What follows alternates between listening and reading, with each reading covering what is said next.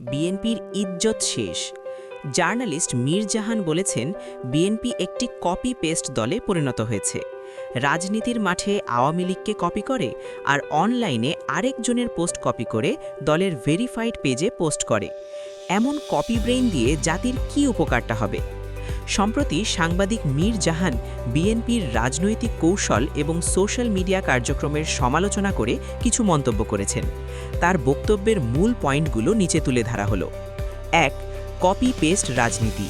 মীর জাহানের মতে, বিএনপি মাঠের রাজনীতিতে আওয়ামী লীগের কর্মসূচি বা কৌশলগুলো অনুসরণ অর্থাৎ কপি করছে এবং ডিজিটাল প্ল্যাটফর্মে অন্যের কন্টেন্ট বা পোস্ট হুবহু ব্যবহার করছে।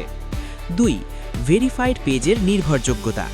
দলের অফিসিয়াল ভেরিফাইড পেজ থেকে অন্য কারো পোস্ট কপি করে শেয়ার করাকে তিনি রাজনৈতিক দেউলিয়াত্ব এবং সৃজনশীলতার অভাব হিসেবে উল্লেখ করেছেন। ৩. নেতৃত্বের বুদ্ধিবৃত্তিক মান। তিনি প্রশ্ন তুলেছেন যে যারা অন্যের কাজ কপি করে রাজনৈতিক কর্মকাণ্ড চালায় তারা জাতির জন্য নতুন কোনো সমাধান বা ভবিষ্যৎ পরিকল্পনা কিভাবে তৈরি করবে। এই বক্তব্যটি বর্তমানে সামাজিক যোগাযোগ মাধ্যমে বেশ আলোচিত হচ্ছে এবং বিএনপির প্রচার সেলের দক্ষতা নিয়ে বিতর্কের সৃষ্টি করেছে। তথ্যসূত্র: ১. দৈনিক ইনকালাব, বিএনপির রাজনৈতিক অবস্থান নিয়ে প্রতিবেদন। ২. bdnews24.com, সাম্প্রতিক রাজনৈতিক বিশ্লেষণ। ৩. প্রথম আলো, রাজনৈতিক দলের সোশ্যাল মিডিয়া অ্যাক্টিভিটি। ৪.